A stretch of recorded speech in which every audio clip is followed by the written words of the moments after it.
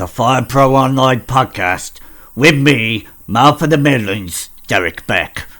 For those discovering this for the first time, Fire Pro Online, FPO for short, is a player versus player Fire Pro Wrestling World promotion with monthly shows being hosted on YouTube.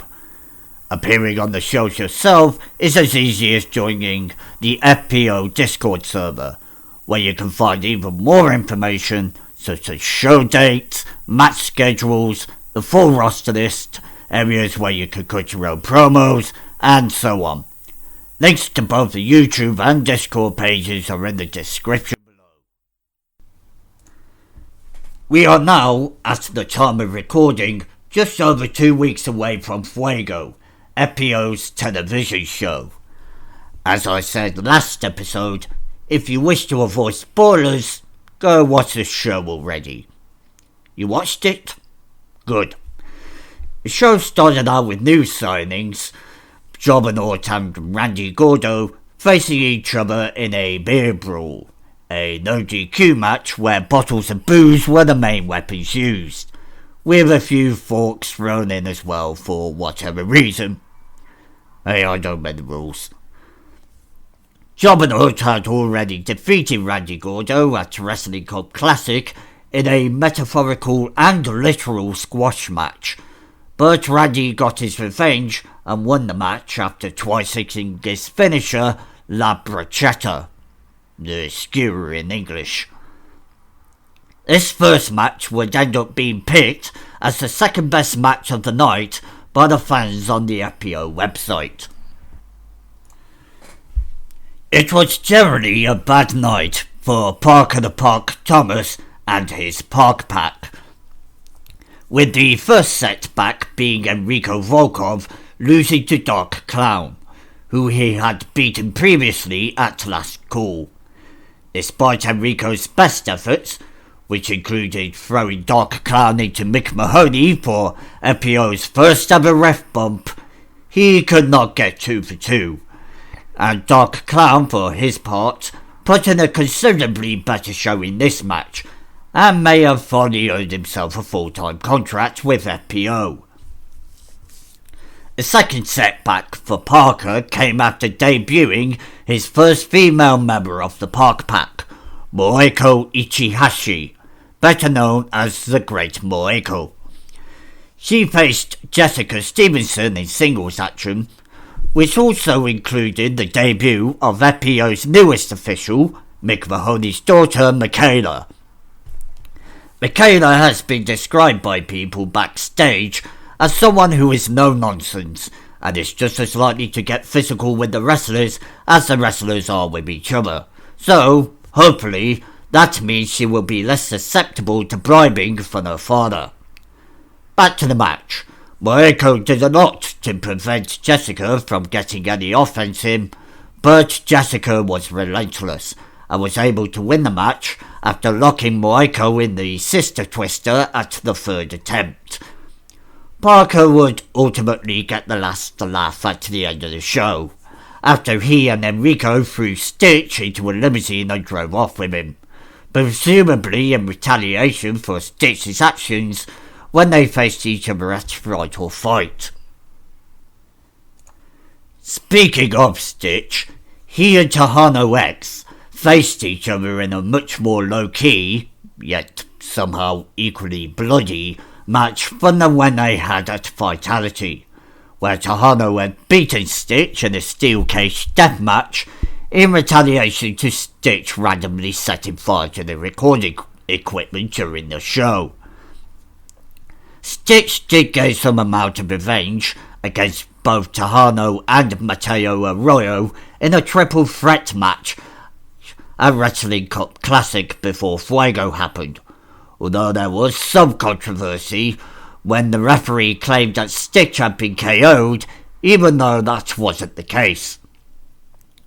Chris Teddy Teds was back on managerial duties for Fuego, presumably having learnt his lesson when Stitch beat some sense into him at last call, but was largely unnecessary, as he watched Stitch pick up the victory with a choke bomb.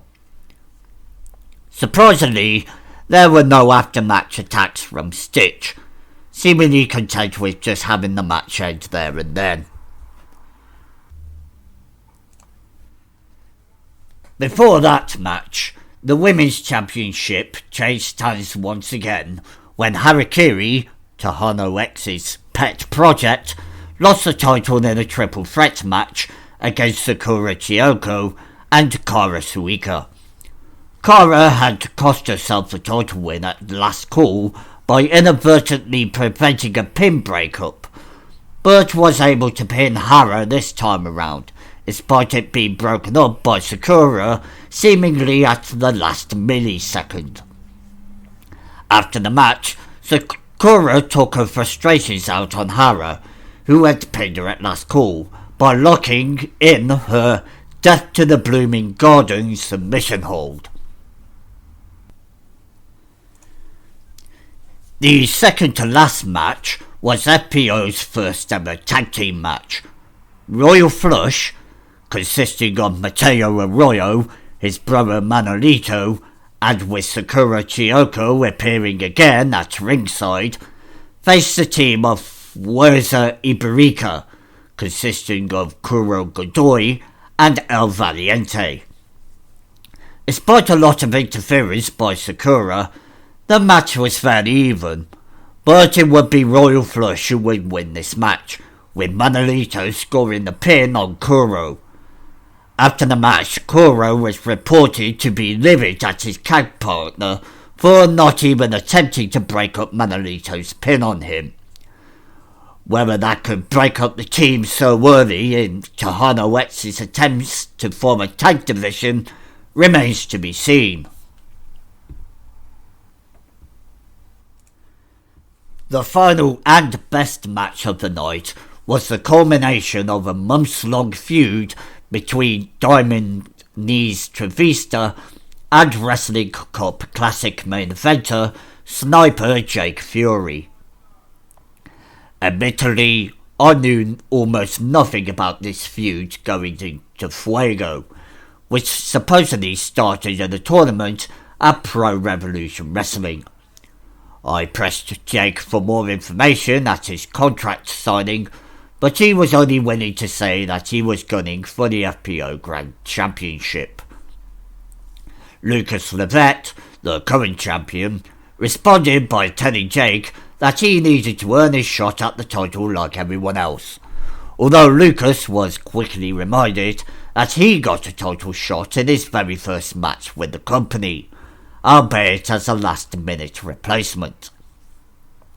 Back to the match at Fuego, both Trevista and Jake put on an absolute show for the crowd, with a good number of very close calls. But it would be Trevista who would finally make the fat lady sing, catching Jake with a running diamond knee from the corner and getting the pin. We got a very rare show of sportsmanship from the two after the match, presumably happy to have this match be the last word of this chapter in their careers. Lucas then wrapped up the show by talking about his title win at Last Call and his plans for the future. The response to FPO's first ever television show has admittedly been a mixed one. While the matches were all well received, with the first and last matches of the show being particular highlights, the obnoxious amount of air horns blaring throughout the first half of the show ended up leaving a sour taste in the audience's mouth. Viewers watching at home, meanwhile, noticed a number of visual glitches, with some very noticeable slow-mo happening during the main event that clearly wasn't done intentionally. In a statement made on FPO's website a few days after the show, Tahano X has apologised to home viewers for the visual problems, promised to find out what could have caused such problems, while no doubt secretly praying that it wasn't just Stitch setting fire to things again, and has offered refunds to those affected the most.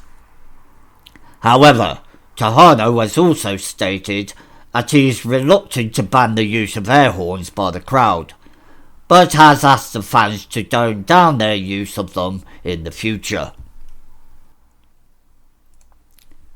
And now we move on to all things that happen in between shows.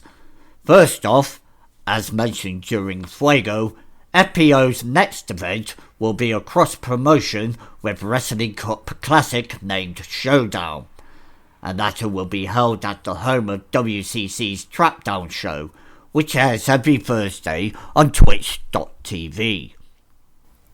The majority of the show will consist of FPO's finest facing WCC's finest. These matches are rumoured to include Tahano defending the WCC North Atlantic Championship, provided he still has the belt around that time, a landmine deathmatch between Stitch and former WCC champion Kano Miller, a 6-man tag match between the Park Pack and WCC's The Coven, a WCC only singles match between Kaiju and Scott Garcia, and an FPO only singles match between Trevista and newly signed Bill Dobson. Matches that are confirmed for Showdown include Mateo Arroyo's rematch against Lucas Levette for the FPO Grand Championship, and Jessica Stevenson facing Cara Suica for the FPO Women's Championship. About that new signing I mentioned earlier, Dollar Bill Dobson is a former oil tycoon turned wrestler and is the only singles competitor that FPO have confirmed to be a new signing this month. To counter this, a number of tag team competitors have also come in to bolster the roster. Scott Megaman Walker and Hirada Paku are the latest additions to the tag team division. Parker Thomas's sister, Heather, is the second female addition to the Park Pack, and Jessica Stevenson has brought in longtime friends Kerry Payne and Ximena Villalobos to form the all-female stable Electronica. And that wraps it up for this episode of the Fire Pro Online podcast. If you have reached this point, I thank you for listening and I hope you've enjoyed it. Once again, you can find more info about FPO on their Discord server and watch the shows via its YouTube page, links in the description. Until next time though, I'm Mal for the Midlands, Derek Beck, and I'm out.